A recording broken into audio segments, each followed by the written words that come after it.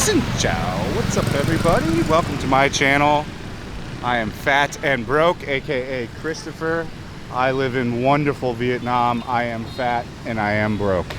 In this video today, we are going to talk about all kinds of interesting things. Mainly the topic at hand is going to be about the expansion of nightlife in Vietnam, particularly in Saigon. So this is a hotly contested topic for some reason. We briefly talked about this. Actually, we did a video on it about a month ago, I think a couple weeks ago actually. And this has been hugely contested. It's so weird the way that things are talked about so much and like yet so little effort appears to be put forth towards it. Like, you know, this is a tourism topic, right? And it's huge in the news, but like it took them forever to just get the 90-day visa going, and like really weird the way all that shit works, you know? So this guy looks like a fan. He's running. Hopefully. Maybe always running for the bus. Arrogant, fat, and broke, huh? Burned. So, as I was saying, it's a hotly contested topic. It's being talked about in hot contention. I think it's a huge way to boost the tourism sector. And I think I agree, you know. We had this conversation just not too long ago. We're gonna do the history of Bui Vang this week. So like tomorrow I'll be shooting the history of Bui Vang. I'm also gonna be shooting some food videos tomorrow. Today were the talking topic videos. Yeah, we're gonna talk about the history of Bui Vang tomorrow though. It's pretty interesting. I think it'll make for a pretty good video, and we'll be on Bui Vang. But they want to try to expand the nightlife because, let's be real, this is their main nightlife attraction. We are on their main nightlife attraction. Let's walk down there. This is their main thing. Like, if you look up what Saigon's main nightlife attraction is, like if you're going for an all ages type deal, like an all everything, like if you're not putting age in and not putting party in, this is what's going to show up for you every time, guys, is Huyen Hue. So yeah, they're definitely lacking big time, and I mean big time, on things to do at night. So on top of just talking about like partying, which is what we did last time, they're also, you know, talking about like, let's get some night markets going. Let's get something like, if you've been to, here's things I really like about Bangkok. Bang Pussy is they have the night markets. There's a bunch of them. Hello, xin chào, chào em. So they have the night markets, and they're great. Like I think we live streamed it and I filmed one, but we went to a bunch. We didn't just go to I didn't film everything we did, but like they were pretty good. They were fun. They provided entertainment. They had a little bit of shopping mixed in with like a bunch of food. That's what really needs to happen is, you know, these food streets are great. Like you got the Key Market, the KY Market, which is recommended on my top 5 things to do in Saigon video when you first come for your first time. I'll put the video for that at the end of the video. But you know, you got the Key Market, which these things are all displaying Vietnamese food really well. But you need to also have international food. I've talked about it in a ton of videos. You've got to also have a cuisine for people from India, people from Greece, people from Russia, maybe not Russia, well yeah, Russia. But you need to have cuisines from all over the world, because while it's really easy and popular for people to say out here, like, just eat Vietnamese food the whole time you're here, there's going to be people that come here that don't want any Vietnamese food or don't want anything, or just want different food, Italian or whatever. So they could very much so greatly use these large night markets like that are in Thailand that offer multiple different kinds of foods from different spices of the world, essentially. You know, I've thoroughly enjoyed a lot of things about Bangkok. Like, you know, the differences are huge and the differences are close. Like, they're very similar and very not similar on lots of different things. And you know, I like the night markets there. There's always something you can find to do kind of in Bangkok. And the weird thing with Bangkok, not the weird thing, but the thing that sucks is it kind of like shuts down at like First, it shuts down at midnight for buying alcohol, which wacky rules. I don't think those rules ever do anything to curb alcohol consumption or anything. People are really good at like planning ahead then. Like, I'm from a state where you couldn't buy alcohol. I think it's on Sunday. People just prepare for that shit, bro. People legit. What the hell? My phone fell. Good thing I got a hardcore case on it. That's why you get a hardcore case for a phone, boys. And nothing breaks. That's the first time it fell off its little clipper thing. But yeah, like you would just plan for it. You know, if you knew Sunday was coming up, you just got your booze for Sunday. So I don't think that has any significant impact on this deal at all, you know. So back to the topic at hand. So yeah, they've really nailed nightlife over in Thailand, in Bangkok. Pattaya had I'm sure there's other things in Pattaya, but what I mainly saw was Pattaya's pretty geared and generated nightlife towards men. You know what I'm saying? But that mastery of those night markets in Bangkok, that's what needs to happen here. Start putting out these night markets, and they're nice, these night markets in Bangkok. You look up my channel, you'll be able to find some of them. Type in Thailand Fat and Broke, and I think one of them will show up. I know at least one of them's on there, one of the night markets. But I think that's the first thing you can do. Like, I'm not even talking about at this point, like we talked about in the last video, which was, you know, build more party streets like Huy or Boi Vang. Granted, Boi Vang's great. We need more things like Boi Vang. I talked about what I think they should do with that, aka like doing like how I think it worked best for me was Boat Quay in Singapore. I think that's some of the best setup for a drinking area that I've ever really kind of seen.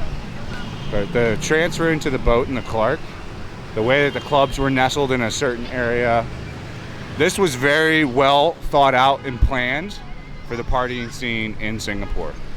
All you have to do is make attention to detail like that, and you could have a tremendous nightlife like that here. Like, all you need to have is like markets like that. You don't even need, like, yeah, there should be, you know, one or two more style party areas. Like, they should have a whole area where it's just bars, like I talked about, without the crazy music. Like, you can't do the crazy music, so it doesn't piss off everybody that's around you. Like, Boi Vang's a problem. Like, they've been raiding Boi Vang like every couple weeks now again. So they haven't done it in a long time, but they've been raiding and shutting stuff down, taking nitrous bottles again, and because we'll get into it on the history of Boi Vang, but Boi Vang's supposed to be closed at 2 a.m., guys. Like, nightlife is supposed to stop here at 2 a.m. So that's one thing that Vietnam has on Thailand, is nothing actually stops here at 2 a.m. Like, if it's got customers and it does business, they stay open till whenever there's not business. So that's one thing that you've really got. I'm sure there's places in Thailand that are open all night, but that's one area I think they can really sector in on, is late night nightlife as well. Like, you could do pretty well doing that here. You know, Vietnamese, like I said, like to be out late too. Like, there is kind of like the after hours, but you could have a huge after hours scene here if you wanted to. Like, you could really, really, really have, if you did it right and had the right location, you had like 80K balloons, good music, good DJs, you could have a pretty serious competitive market for that as well.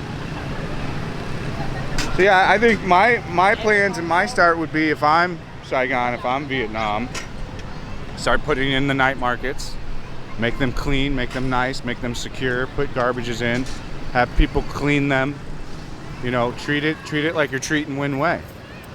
Come up with a few more party streets, make them quiet, allow none of that bullshit music on the outside, none of these crazy clubs with crazy music everywhere. Normal level of music, sale of alcohol, where you can be louder if you need to be in that area of town. And I think you could really have some serious competition. You know, they also need to build a theme park. You know, they're rolling around the thought, I think Disney, one of them, Disney or somebody's thinking about coming here, but I think they shut it down. But stuff like that's gonna help. More things like having more raves.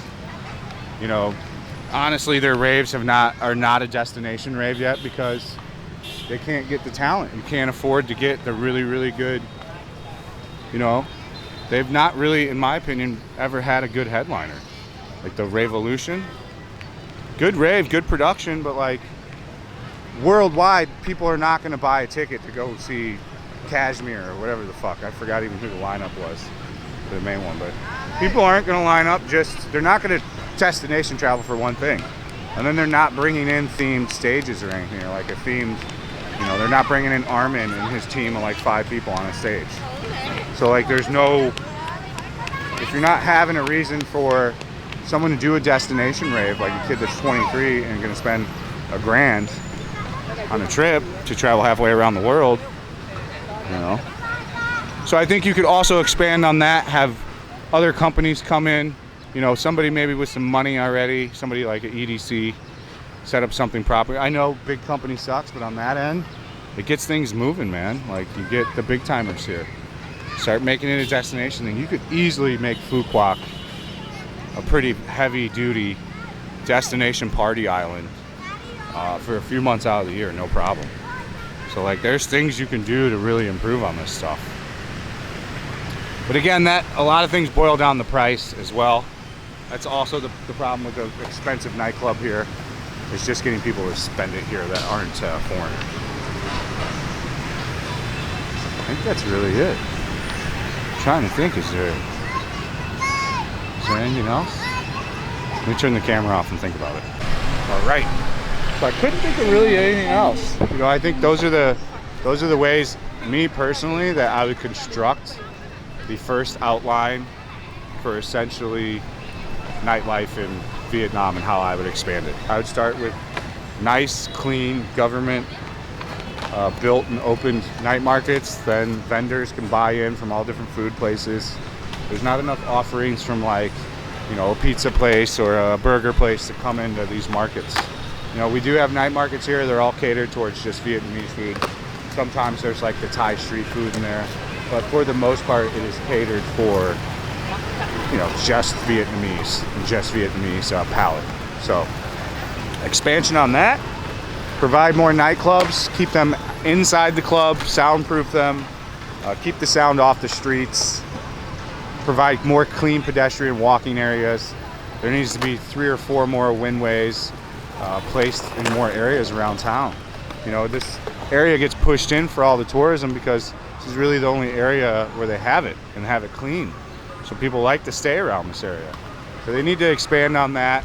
If it was me, I would start like which they already are doing. So I think me and whoever think alike, not that I'm smart, but everything's gonna be clean where the subway is in the first line. So essentially what's gonna happen is like, ciao, hello. So essentially what's gonna happen is it's gonna be all clean from all the way over here to all the way like down here. And then like all the way down here. So like this whole 2 km area is just gonna become super, super clean once the subway's done, because all the tourists are gonna be coming here. You know, and as far as the subway goes, wow, that has been a huge topic of conversation. I've got a whole page written on notes for a video on it. So once that's a hot topic, once more and more of that comes out, I'll put a video out for that as well. So I think that's really it. That's what I got for today's video. Let me know what you think in the comment section. What would you do to improve nightlife? What things do you want to see where they can compete with nightlife? If you want to go on a tour with me of nightlife, you can sign up for Patreon, patreon.com/fat and broke. It's also the only way to have direct access to me if you want to, you know, ask me questions and stuff. I tend to answer DMs every Monday and Tuesday on Patreon. And there's a whole crap ton of additional content on there. And if you just want to support me in an additional way, you can do it on Patreon. If you do want to see me live stream, or if you've never seen me live stream, I recommend you do. It's pretty fun. I live stream over at kick.com/fat and broke. All the links for all these things are in the description of the video. As ever, guys, oh, look at my little rat buddies. Playtime, guys. These are in good shape. These are younger ones. These are smaller too. Usually a bit bigger. Usually a bit bigger. These are a little bit tiny. Or what I would call tiny. I don't know if they're actually really tiny. Okay, enough of the rat talk. That's the outro. As ever, thank you for watching. Stay frosty. We'll catch you on the next one. Peace out.